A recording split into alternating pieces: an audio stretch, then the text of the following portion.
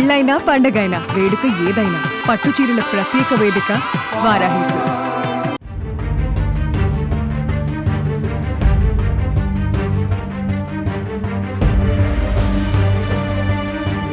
పహల్గాం ఉగ్రదాడి తర్వాత భారత్ పాకిస్తాన్ మధ్య మరింత ఉద్రిక్తత పరిస్థితులు మొదలయ్యాయి.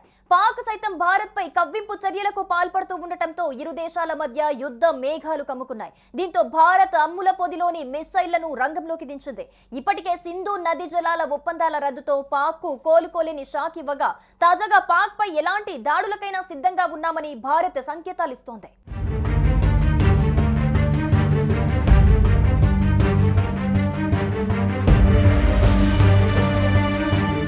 భారత్ పాక్ సరిహద్దుల్లో హైటెన్షన్ వాతావరణం నెలకొంది. ఈ నేపథ్యంలో శ్రీనగర్ కు ఆర్మీ చీఫ్ ద్వివేది చేరుకోవటం, కాశ్మీర్ లోయలోని ఆర్మీ కమాండర్స్ తో భేటీ కావటం ప్రాధాన్యత సంతరించుకుంది.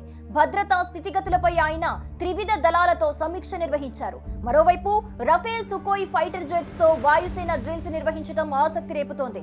ఉగ్రవాదులకు కలలో కూడా ఊహించని శిక్ష విధిస్తామన్న మోడీ వ్యాఖ్యల నేపథ్యంలో త్రివిధ దళాలతో ఆర్మీ చీఫ్ భేటీ కావటంతో ఏ క్షణంలోనైనా పాక్ పై సర్జికల్ స్ట్రైక్ 3.0 జరిగే అవకాశాన్ని కొట్టి పారేయలేమని వాదనలు వినిపిస్తున్నాయి.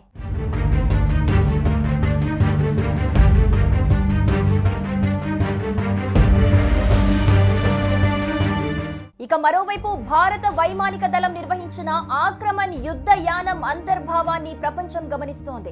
ఇది కేవలం ఒక సాధారణ రొటీన్ డ్రిల్ గా చెప్పినప్పటికీ ఇటీవలి పరిణామాల నేపథ్యంలో దీని ప్రాముఖ్యత అమితంగా పెరిగింది.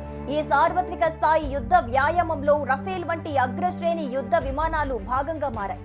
దేశంలోని ఉత్తమ పైలట్లు పాల్గొనటం దీని తీవ్రతను, వ్యూహాత్మక ఉద్దేశాలను స్పష్టంగా తెలియజేస్తోంది. ముఖ్యంగా హిమాలయ ప్రాంతాల్లాంటి క్లిష్ట భూభాగాల్లో గగనతల దాడులపై ప్రత్యేకంగా ప్రాక్టీస్ చేశారు.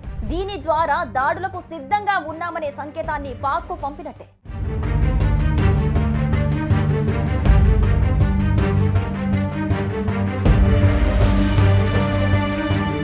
ఈ డ్రిల్లో ఐఏఎఫ్ బలగాలు అనేక వైమానిక బేస్ల నుంచి తరలించి పొడవైన పరిధిలో స్టోరీలు చేపట్టినట్టు తెలుస్తోంది.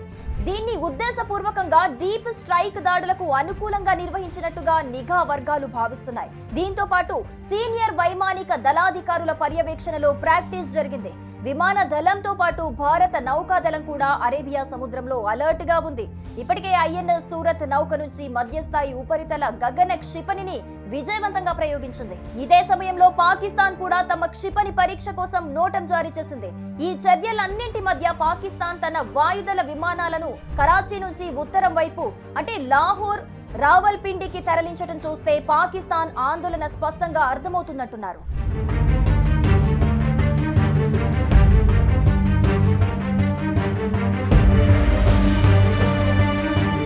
అటు పాకిస్తాన్ లో కూడా అనేక పరిణామాలు చోటు చేసుకుంటున్నాయి. పహల్గాం దాడి జరిగినప్పటి నుంచి ఆ దేశంలో ఉద్రిక్త వాతావరణం నెలకొంది.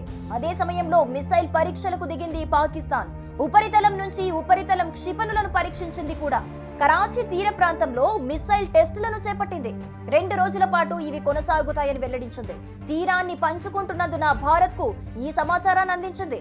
దీనికి తగ్గ నౌకాదళ సిబ్బంది సైన్యాన్ని మోహరింపజేసినట్లు స్పష్టం చేసింది పాకిస్తాన్ ఆర్మీ. మొత్తంగా ఒక విషయం మాత్రం క్లియర్ గా అర్థమైపోయింది. 2 దేశాల మధ్య సరిహద్దులు రగులుతున్నట్టు, యుద్ధ మేఘాలు కమ్ముకున్నట్టు ఓ క్లారిటీ అయితే వచ్చేసింది. ఏ క్షణంలోనైనా యాక్షన్ పార్ట్ లోకి దిగి భారత్ పాకిస్తాన్ కి చుక్కలు చూపించడం ఖాయమంటున్నారు.